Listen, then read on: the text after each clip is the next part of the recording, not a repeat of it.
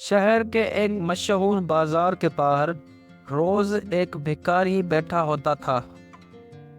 اس کے کپڑے پرانے اور پھٹے ہوئے ہوتے تھے، داڑھی بکھری ہوئی اور ہاتھ میں ایک چھوٹا سا لوہے کا کٹورا ہوتا تھا۔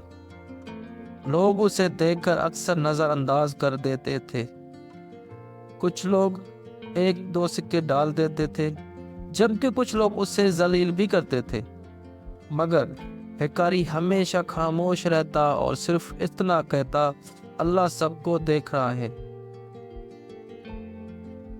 بازار کے قریب ہی ایک بڑی کمپنی کا دفتر تھا۔ اس کمپنی کا ایک امیر مینیجر روز اس بھکاری کے پاس سے گزرتا۔ وہ ہمیشہ غصے میں ہوتا اور کہتا، روز روز بھیک مانگنے سے اچھا ہے کہ کہیں کام کر لو۔ بھکاری اس کی بات سن کر مسکرا دیتا، مگر کوئی جواب نہیں دیتا۔ مینیجر کو لگتا کہ بھکاری بہت کمزور اور بیکار آدمی ہے۔ ایک دن بارش ہو رہی تھی، ٹھنڈ تیز تھی اور لوگ جلدی جلدی بازار سے نکل رہے تھے۔ بھکاری اپنی جگہ پر بھیگا ہوا بیٹھا رہا۔ اچانک ایک چھوٹا بچہ وہاں آیا اور اپنی جیب سے بسکٹ کا پیکٹ نکال کر بھکاری کو دے دیا۔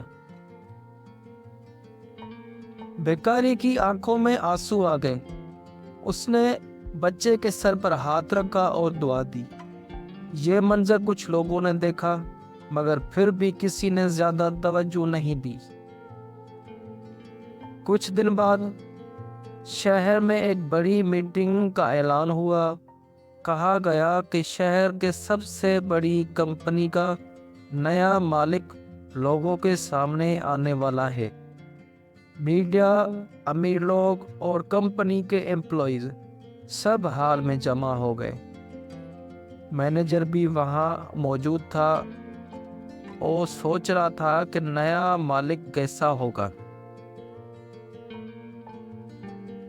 جب اسٹیج پر نیا مالک آیا تو ہال میں اچانک خاموشی چھا گئی۔ سب لوگ ایک دوسرے کو حیرت سے دیکھنے لگے، کیونکہ وہ آدمی وہی تھا جو روز بازار کے باہر بھکاری بن کر بیٹھا ہوتا تھا۔ کپڑے بدلے ہوئے تھے، مگر چہرہ وہی تھا۔ اس کے بعد نئے مالک نے مائک پکڑ کر کہا، میں نے کچھ مہینے بھکاری بن کر گزارے۔ میں یہ دیکھنا چاہتا تھا کہ اس شہر میں کون انسانیت سے پیش آتا ہے اور کون صرف پیسے اور رتبے کو دیکھتا ہے۔ پھر اس کی نظر اس چھوٹے بچے پر پڑی جو ہال کے کونے میں کھڑا تھا۔ مالک نے اسے اسٹیج پر بلایا اور کہا، اس بچے نے مجھے سکھا دیا کہ دل سے دیا گیا ایک بسکٹ بھی لاکھوں سے زیادہ قیمتی ہوتا ہے۔ ہال میں خاموشی تھی، کئی لوگوں کی آنکھوں میں آنسو تھے۔ مالک نے آخری بات کہی، یاد رکھو، ہو سکتا ہے جسے تم آج نیچا سمجھ رہے ہو، کل تمہاری قسمت کا فیصلہ وہی کرے۔ اس لیے ہر انسان سے عزت سے پیش آؤ، کیونکہ اصل پہچان پیسے سے نہیں، اخلاق سے ہوتی ہے۔ اس دن کے بعد شہر میں صرف ایک کمپنی نہیں بدلی، بلکہ لوگوں کی سوچ بھی بدل گئی۔